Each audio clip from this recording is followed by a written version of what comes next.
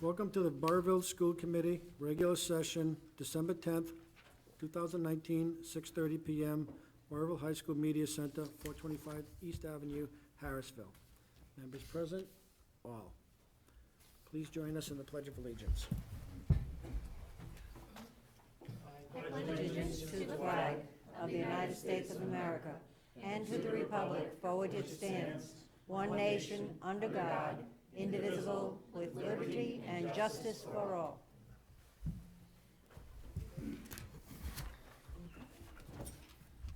Item 2, recognition. We have none this evening. Item 3, consent agenda.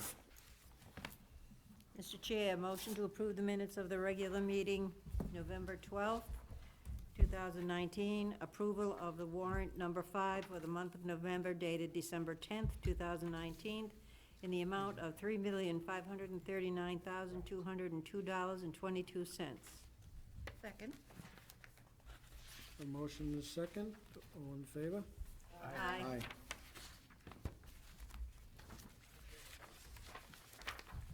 Warrants and invoices. I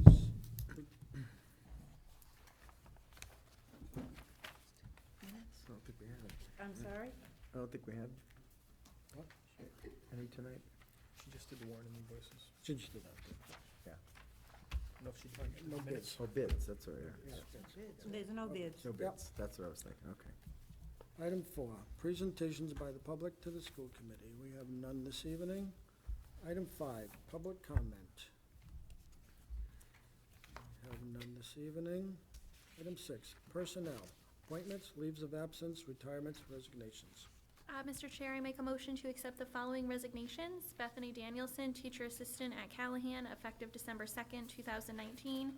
Donna Kramer, resource teacher at Levy, effective November 15th, 2019. And Sam Stanton, boys and girls track head coach here at the high school, effective immediately. Second. Motion is second. All in favor? Aye.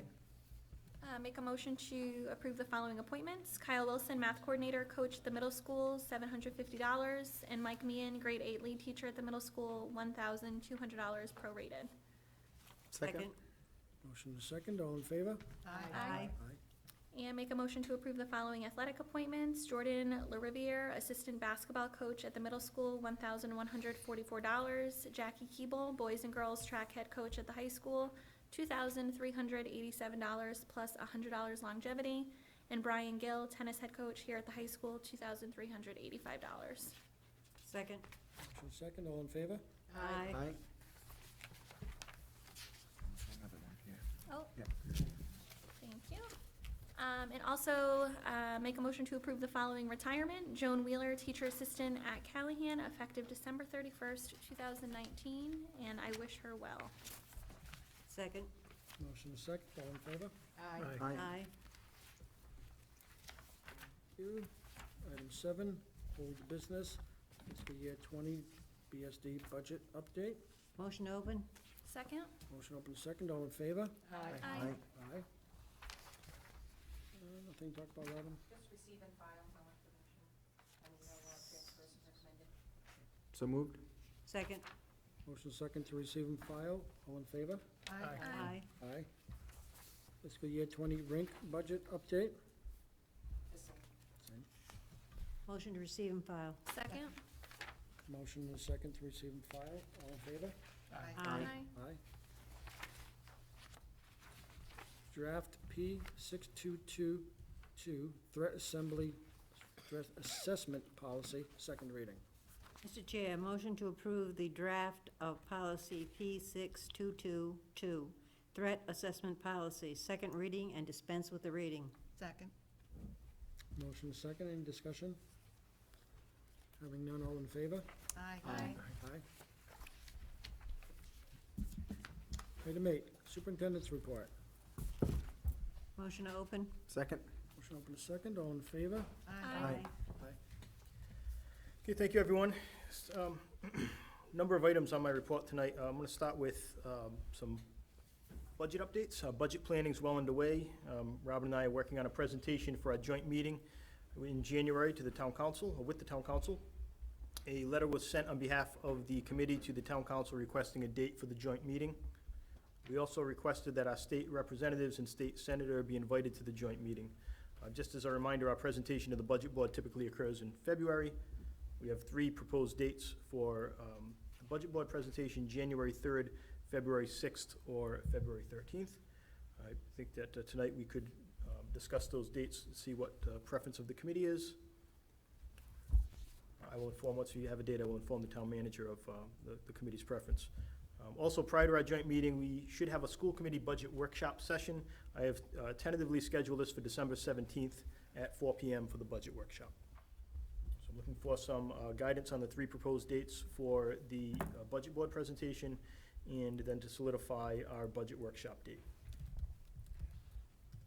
So we have 3 dates that are available right now for the budget board dates. Does anybody have a particular date that works best for them?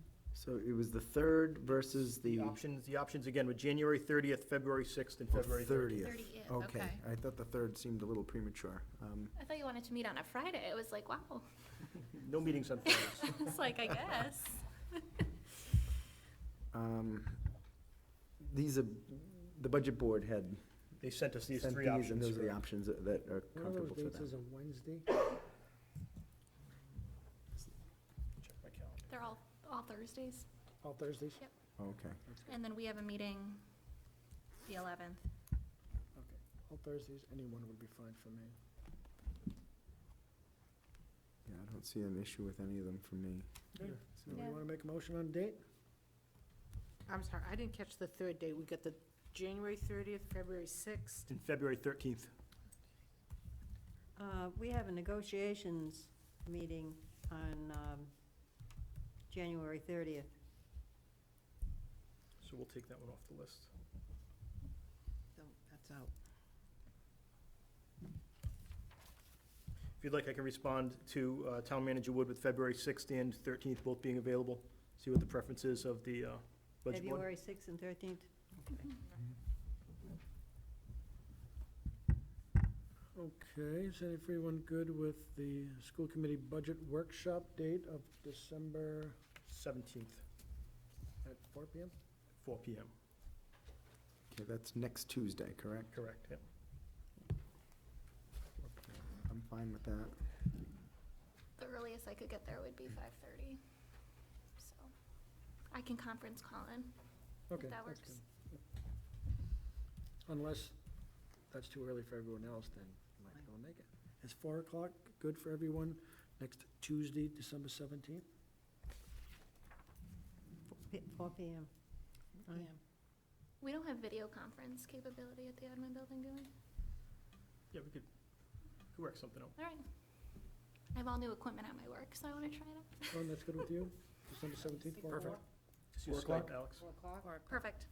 4 o'clock. Okay. It's tough for you, huh? It's gonna be at admin. It is. Okay, we're confirming that. Okay, thank you. Next item on my report, after meeting with DATCO and the Traffic Safety Committee, we are changing our late bus routes back to depot stops. This was done several years ago. This will be for the late bus only. Robin and I have developed a letter for parents from DATCO and the school department that explains the change and provides the route for the 27 depot stops that are on the route. We hope that this would reduce the amount of time that late bus is on the road and kids are on the bus. It's going to begin in January. And again, the reason for this is that the late bus was taking far too long because there are so many individual stops, many times getting kids home well after 5 o'clock. So that's going to kick off in January. We did get a little pushback from some parents that were unhappy that their child has to walk a little bit from the depot stop, but we're going to look at it after a few weeks in operation in January, see if we need any revisions.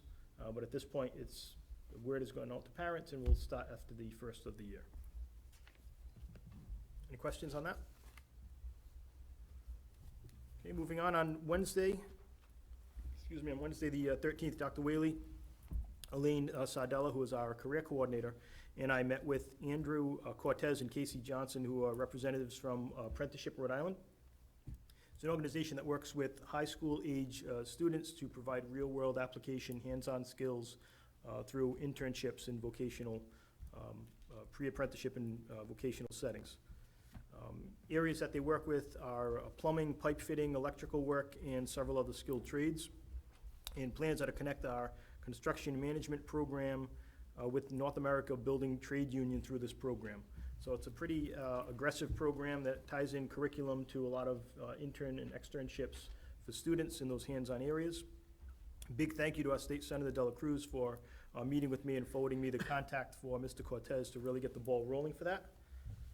So we're really excited about that. We have a follow-up meeting, I believe, next week to look at the curriculum for that and how it ties into our construction management pathway. In other career and tech ed news, our teacher education program and our graphic arts program were both fully approved by the Department of Education last week on Friday. The Board of Trust for the career and tech ed, they met last Friday, had some questions for us, but our applications were really well done.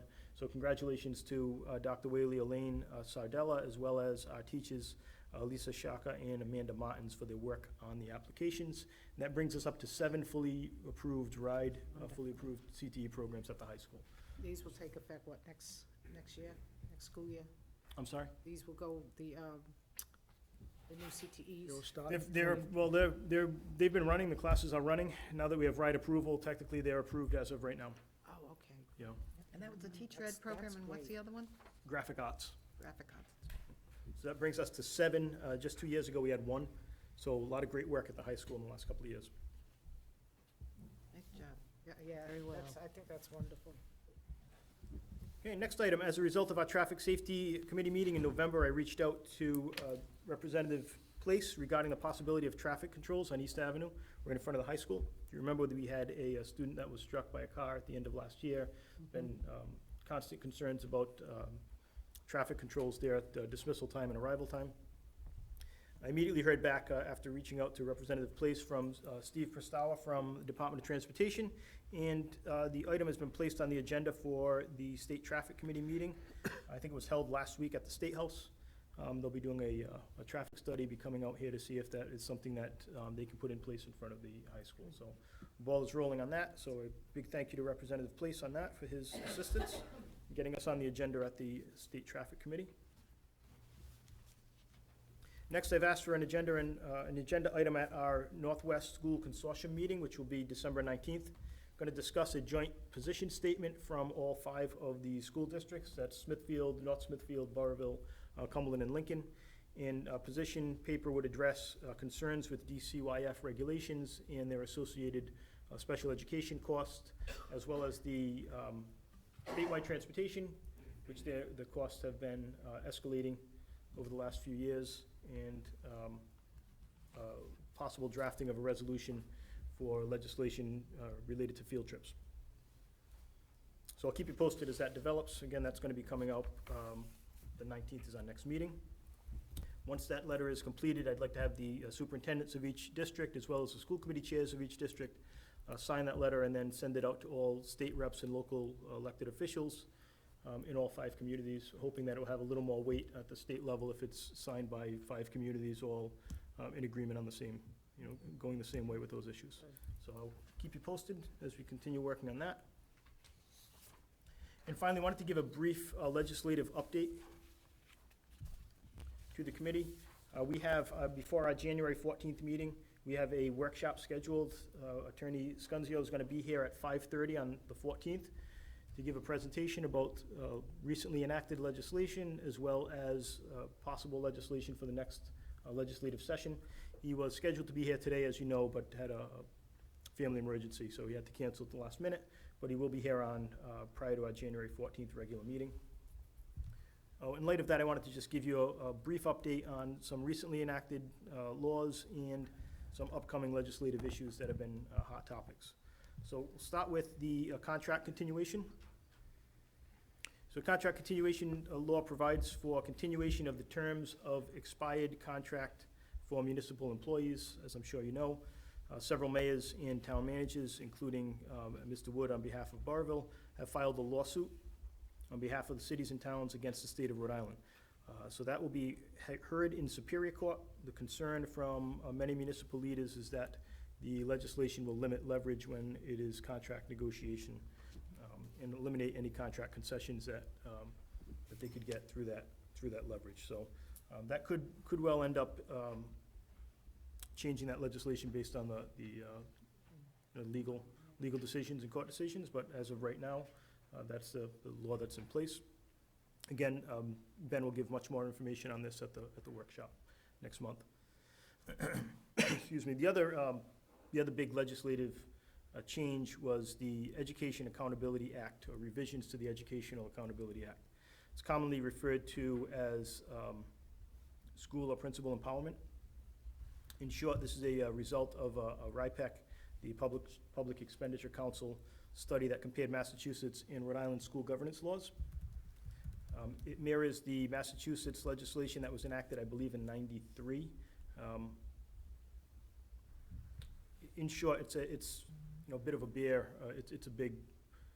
The bill itself and the legislation is pretty lengthy, but in short, it grants authority for all hiring practices to building principals and superintendents, and it removes that authority from school committees.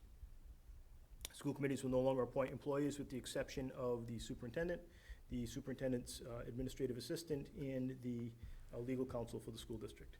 All other employees will be appointed by the superintendent based on recommendations from school improvement teams and the approval of building principals. So it's really a site-based management legislative act that is going to take effect in January of 2020. Principals with input from the SIT teams will have the ultimate decision-making authority in their buildings. It'll then come to the superintendent with their recommendations, and then I will have the authority, or superintendents will have the authority to appoint personnel across the board. So school committees would no longer see it as an agenda item, appointments? It would be in a way that I'm looking at this was it would still be informed, but it would not need to be We voted wouldn't on. vote on it. It would not be voted on, but it would be informational purposes. So you'd still have the list there, but it'd be the following people have been appointed. So it would be a We need to receive and vote. file. Be receive and file. Mhm. So again, Attorney Scunzio will go into detail on that. He's got, any question you have, I'm sure he can answer much more eloquently than I could. And if I could just ask a quick one, is that pending legislation, or is that enacted from last Those session? are enacted, Those are enacted, yeah, okay. they'll both take effect in January of 2020. To that end, the Education Accountability Act, we're in the process of revising our school improvement team procedures. The school improvement team has a lot of authority when it comes to hiring now. So working through Ben with his legal services, he's working with 5 or 6 school districts that he represents, and we're all splitting the cost, where he's coming up with a standard template for school improvement rules so that it'll be uniform among several districts in the state and all be aligned with the legislation. So again, he'll report out on that at the January meeting. 2 other enacted legislations that I wanted to mention quickly. One is for curriculum-based in both math and English language arts, that LEAs now have, the Department of Ed is going to have suggested curriculum that we have to choose from that is valid and reliable curriculum. We're still waiting for more guidance from the Department of Ed on that, but again, that focuses specifically on ELA and math. I know that Mrs. Mayhew's been heavily involved with that to make sure that we are in full compliance. And the last piece of education legislation that was enacted is a fast-track certification for administrators, school administrators, teachers that are trying to get into school administration. There's going to be a kind of a fast track where they can do an internship at their school site and receive their administrative degrees, their administrative certificates a lot more quickly than they could in the past. It's been identified as an area of need where less and less teachers are getting into school administration. So those are really the big 4 legislative acts that passed at the last session. Again, Attorney Scunzio will cover these in a lot more detail, but wanted to give you a little update on those, and also mention some upcoming legislative issues for this coming year. First one being statewide transportation. So as I'm sure you're aware, the Department of Ed requires the use of statewide transportation services for any outplaced student. And there are a couple of concerns that came up. The first one has to do with timing and delays in scheduling of children that are under DCYF care. So districts, by law, have 2 days to accommodate placements. If we have a student that needs to be placed at a district level, then we have 2 days to accommodate that. The statewide transportation, by regulation, is 2 weeks. So there's a lag in the transportation services. We have a student placed somewhere, the second day that they're here, but now they may have to wait 10 days in order for the state transportation to kick in. So that's one issue. The other big issue with state transportation is billing procedures. We cannot, districts as a whole cannot anticipate the cost because we're unaware of students from other districts that are no longer on the bus route, because the bus route is shared with students from several districts. So the cost can be different if there's 2 kids on the bus, or 22 kids on a bus, or 32 kids on a bus. And we never know when a student from another district is off the bus or on the bus, because it's all controlled at the state level by statewide transportation. So that leads to high monthly costs for transportation. Again, that's a major issue for us. And it's something that I think is common from what I've heard from other districts as well. It's also a lack of communication. With statewide transportation, it's very difficult to deal directly with service issues on the bus. And we've had, as a district, no review or input on route design. We're not sure if they're the most efficient routes that are being used by these buses, and who develops that, and where the guidelines are, and those kind of things. So a lot of areas that have come up that we're hoping will be addressed through legislation at the next session. Other issues, CTE, Career and Tech Ed, with input from the Superintendent's Association and the Association of School Committees. We're close to an agreement on a CTE bill that will address some of our concerns. The big issue is students that are going to neighboring schools for the same program that we offer, or a substantially equivalent program. So we're hoping that the legislation, there was some that was on the floor last year that did not pass. Yeah, I think that's been tweaked a little bit, and we're hopeful that that will pass this year, that any student of your own district will have to stay in district if the program they're applying to is substantially equivalent to what we have. So, for example, if we have a student in our engineering is applied to Woonsocket or Pontiac for their engineering program, and we also have an engineering program, they wouldn't be allowed to go. It wouldn't be a cost to the district. So we'll stay tuned on that. A few other legislative issues, the special education per pupil funding. So the Department of Ed recently distributed the FY18 special education per pupil cost calculation. So any calculation that the Department of Ed uses for per pupil cost is usually 2 years behind because of the auditing process and the way the fiscal years fall. Auditing has to be completed before they release any numbers. That can back the process up. So the latest numbers that we get pretty much across the board for anything when it comes to any kind of per pupil expenditure are from FY18, are 2 years old.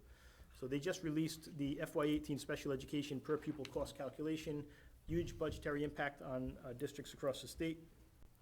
The only use of that per pupil special ed calculation is for billing purposes for students that are under DCYF care. And the general law basically states that districts pay the per pupil special education cost for any child placed by DCYF in group homes or out-of-district placements, whether that child has a special education, individual education plan or not. So any student that is placed in a residential setting, for example, we have to pay the special education per pupil cost and the cost of the outplacement. We did have some, we tried to fight that at a recent case to the Commissioner's office, and we lost.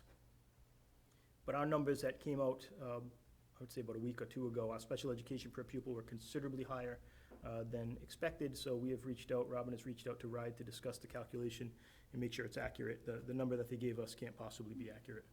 They had to have some kind of Is that much? miscalculation because it went up that much. So we're waiting to hear back from RIDE on that, but that's another legislative issue that has had a huge budgetary impact on districts across the state. And finally, Senate funding formula. It's the Senate Funding Formula Commission that is reviewing the 2010 funding formula. Some concerns with the current funding formula is that it increases state aid. The increases in state aid were offset by several changes that have been happening across the educational landscape since 2010. So increases in things like charter schools, school choice for career and tech ed, those kind of changes that were made without regard for cost that have greatly impacted school budgets. And the 2010 formula, when that was designed, really didn't anticipate those changes. As the transportation costs have also risen as well across the state as a higher population of English language learners. which has really strained some districts. And it should be noted that all of these areas really came up after 2010, when the funding formula was enacted. And the funding formula has provided a steady, across the state as a whole, increase of state aid, which is good. But the, the kind of yo-yo effect from district to district, from year to year, has not been helpful when you're budgeting. So still using the same funding formula currently, but the needs have changed across the state and within districts. So Senate Funding Formula Commission is going to look at that and hopefully in the next couple of years propose a new funding formula. So again, on January 14th at 5:30, Ben will be here, Ben Scunzio will be here for a legislative workshop presentation. Hopefully he can answer any questions that you have with legislation from last session that has been enacted or upcoming legislative issues. I wanted to give you kind of a brief update on that, and we'll take any questions that you may have at this time.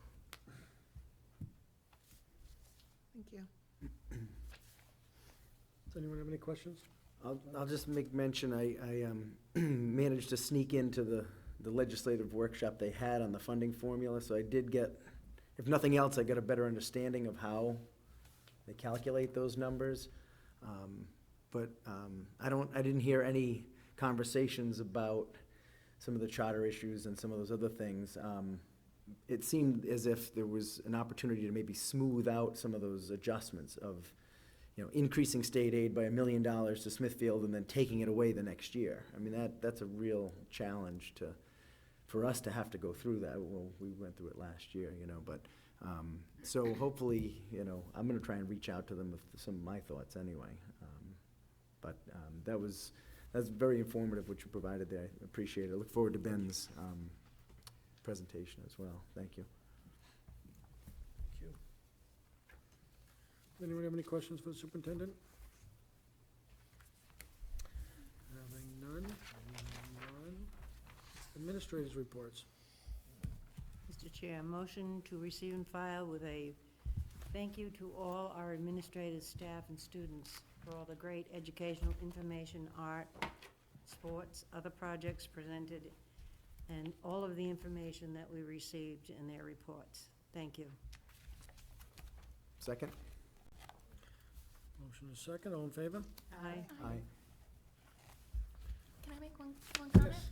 Of course. Actually, two quick comments, both having to do with athletics. I just wanted to congratulate all of the fall athletes. They did their banquet, I believe, last week. So Mr. Abadi split it up into seasonal banquets rather than one just ginormous banquet at the end of the school year. So congrats to all of them. And I know nobody wants to talk about the football game. It's still a sore spot for me too, but I just wanted to congratulate the football team on a great season. They played well. So. Thank you. Anyone else? Are we into committee comments right now? Nope. That's it. Making sure I'm on, I just want to speak before I I'll can. go to you first when we get there. Thank you very much. Building committee update. So I can handle that. Motion open. Building committee met, I want to say twice since the last meeting. So we're going to talk a little more when we get into the CIP presentation about the building committee meetings. I don't know, Sean, if you wanted to add anything about the building committee. But the plan that you have in front of you, we'll get into some details about that and give you basically a general overview of the process and what the next steps are, as we hope to have our 5-year necessity of school construction and capital improvement plan approved by February. Gets to ride for our stage 2 application, which is due February 17th. So we have to have everything kind of buttoned up and done by February 17th. We'll have more discussion on that under new business. The process has been very interesting to see how that works, the whole CIP budget. I mean, you can't ask for a carte blanche, but kudos to the facilities team for doing what they've done over the years to curb that. I agree. Any questions on the building committee update? Having none, traffic safety committee. Dr. Motion. Flito, could you give us an update on that? Sure. Traffic Safety Committee met for the first time this year, I believe in towards the end of November. We addressed a number of concerns that were on the agenda that led to the traffic safety concerns in front of East Ave that I mentioned previously in my report. And also, we discussed some of the concerns with the late bus routes, and that led to the depot stops that were revised recently. There'll be another traffic safety committee meeting. We'll definitely have one at the end of the year. Not sure if we're gonna need one during the winter, but certainly if anything pops up, we'll call another meeting of the traffic safety. We'll have at least one more towards the end of the year. Alex, do you have something in that? I was just gonna make a motion to receive and file. Does anyone have anything on Traffic Safety Committee? Having none, I'll take your motion, Alex. Motion to receive and file. Motion and a second, all in favor? Aye. Aye. Correspondence Communications, Smithfield School Committee Resolution. Motion to receive and file? Second? I have a motion and a second to receive and file. Any discussion? Right here. Smithfield and North Smithfield are in the Northern Rhode Island thing, right? So Yeah, they've already written it. Are we just going to copy theirs, or is it going to be rewritten? It's possible. They're a little different. The Smithfield and North Smithfield ones are a little different. So the Smithfield one, it added the advanced placement costs in with their recommendations for a resolution. And the North Smithfield one focused just on school-sponsored field trips. So we're probably gonna put something together when the Northwest Consortium, at that meeting, my recommendation is gonna be to put something together that covers, both concerns of all the districts in there. I don't think we'll need a formal resolution if that letter is hopefully signed by all 5 school committees and all 5 superintendents. It'll basically say a lot of what's in that resolution. Thank you. That covers what your concerns were too, Don. To some extent, right, because I thought making it the curriculum-based school field trips seemed to be important to distinguish between some of the other sponsored trips that are not curriculum-oriented, because you don't want to have that as a hindrance to offering those opportunities to students, I think. So, And neither resolution had all the language we would like to see in them. yeah, so there's work to be done, I guess, to bring it all together, so. So I will take a motion to receive and file. I'll make a motion. We have a motion Second. and a second. All in favor? Aye. Aye. Aye. And we want to take a motion also on North Smithfields? Okay. Motion receive and file. on Receive and North file, yes. Second? Motion and a second, all in favor? Aye. Aye. Thank you. Item 12, new business. Approve homeschool applications. Motion to receive as presented. Second? Motion and a second, all in favor? Aye. Approve 5-year CIP. I'm gonna ask to table the approval of that until the January meeting. We'd still like to have a discussion about it, but we will not need a vote for approval at this time. So moved. Motion to table. Second. A motion and a second to table, all in favor?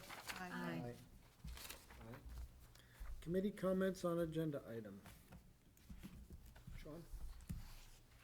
Might be putting the cart before the horse, but it was the pending issues is what I was gonna comment about. I was gonna give kudos to the administrative team and the teachers for what they've done on the social media plan that we've been doing. I don't know if anybody's been out there and taken a look of it, but it really has consolidated of everything that Burrillville does in the school district, from the lower grades all the way up to the high school, and it only came out, what, Mike, Friday? Friday Was it afternoon, yeah. So you have 240 followers, I believe. Already, yeah, which you beat my record in our last school district, so, by a Well, that hundred, counts. by 100, I think. So, but, I just want to say, keep it up, all the teachers and administrators that are posting all the great things that we do in one consortium, if you will, of, the greatness of what really Burrillville is, and it starts here, so I just want to say thank you. That's So great. you were right, you put the carriage before the horse. Back to the CIP just after. You asked. Thank you for your comments. If you don't mind, we're just gonna go back to the CIP for a moment, the 5-year CIP. Yeah, just wanted to have a discussion about this, although we're tabling the approval. Just wanted to talk a little bit about the process, where we are in the process, and what next steps are.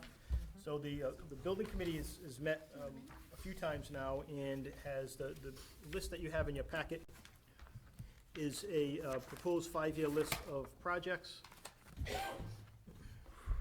the list that started, it was a lot more in-depth than the one that you currently have, but earlier this week, Robin and Bill and I met with Office of School Construction down at RIDE, and they gave us some guidance that changed our plans a bit.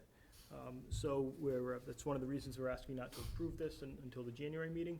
So we're gonna rework the list a little bit, and wanted you to have this list for informational purposes, but we wanna make sure that we take advantage of every dollar that's offered by RIDE for reimbursement. So there are some projects that qualify for an extra reimbursement rate of 5% if they're related to educational facilities, educational construction. There's another 5% for health and safety. So, we're gonna look at this again. We have a follow-up meeting with the building committee on December 17th, and representatives from the Department of Ed are gonna be here in the district. This is a requirement from RIDE, that they do a building walkthrough and look at some of the projects that the building committee is recommending. So they'll be here probably from about 8, I think it's a 3-hour visit, Bill, from 8 to 11? So that'll be on the 17th of December. Any school committee member certainly is welcome to attend. Rest of the timeline, we're gonna be presenting the same list to the town council tomorrow. Again, it's gonna really be for informational purposes at this point, so they know where we are and where we're going in the process. We've also developed a little bit of a timeline to make sure that we hit our February 17th deadline. So next steps for this, obviously we have our meeting tonight to present this initial project list. Tomorrow we'll be presenting the same list to the town council. December 17th, the building committee meeting with the representatives from the Department of Education to review the process of stage 2 and our reimbursement options. Based on that information provided by RIDE, the list will probably be revised to some extent. Are you going to submit the revised CIP to the town council? We will. Wonderful. And also, real quick, where's that meeting being held? Well, I think we're gonna be at the middle school, the admin building at, Okay, that's 8 What time at o'clock admin? What next. time at admin? Starts at 8 o'clock, they're gonna make their presentation to explain the funding and the process a little bit better. Might be about from 8 to 9, and then we're gonna go visit some projects, visit multiple schools to. probably start at the middle school, because it's right next door, to look at that first, and then whatever other areas they wanna look at. Is this for town council members too, just school committee, or anyone can go? Building committee, it's a Building building committee, committee. technically a building committee meeting, but it's certainly open to anyone else who Right, wants so to it's a attend. public meeting, because it's a building committee meeting, right? It's gonna be posted, et cetera. No? Yeah, we'll post, we don't have to post Okay. building committee meetings. It's not a subcommittee at the school committee. Okay, all right. Okay, good. You have more on that? Yes, just a couple of other things. So after our meeting on the 17th with RIDE reps and the building committee, we're hoping on the first or second week of January to schedule a joint workshop with the town council and the school committee, and have Office of Construction come down and talk specifics about specific details and regulations with both the school committee and the town council. So Robin today reached out to Joe DeSilva, who's the head of the construction office at RIDE, and we're hoping to get a date where really was subject to his availability. So whatever date he gives us, that's the date of the meeting, because he does this quite a bit in other districts as well. But we're trying to get that done as soon as possible. And then we hope to present our revised list for approval at the January 14th school committee meeting, and then the January 15th town council meeting. And those will need to be approved, and that, based on those approval, will be the stage 2 designs from Torado and Architects will do the schematic drawings, and that will be presented to RIDE for the February 17th stage 2 deadline. Part of this process was the educational visioning and media center visioning that we had on day 1. So how does that work into this? So one of the requirements that RIDE has is that some of your, they'd like 25% of your projects to be based on educational facilities, things like STEAM labs or STEM labs, or, learning commons and Right. those kind of things. The reality of it is there are other building needs that are more related to health and safety that really come first. So, Yes, indeed. we're not within the 25% threshold, but they also have we may be eligible for an additional 5% if we have a total over the 5 years of $500,000 towards educational construction. So that's one of the reasons that we're going to be looking at the list again. Right now, the media center renovations to make them more of a 21st century learning area is only about $200,000. But we may be eligible if we spend $500,000 for an additional 5%. So those are some of the things that we're going to be discussing at that December 17th meeting and with the building committee to look at options of possible revisions to the list. There are also health and safety issues that will qualify for an automatic 5%. Our reimbursement rate, I believe, is 53 or 54% right now. So with the additional 5% for health and safety and a possible additional 5% for the educational facilities, we could get that as high as 60. So again, we want to make sure that we don't leave any money on the table. If we have a possibility of getting 60 cents on every dollar back for every dollar we spend, then we want to make sure that we can exhaust all those. So that's from $1 based on the profile of our spending, right? So it's not just 5% on the 500,000 for education, it's a 5% contribution to all of our expenditures over that. Correct. There's a lot of details. It's really specific about things. So there's a pay-go option that would provide 15% of the money up front, like immediate reimbursement, but there's certain, qualifications for that. So it's one of the reasons that on the 17th, we can ask some of those specific questions as as the building committee.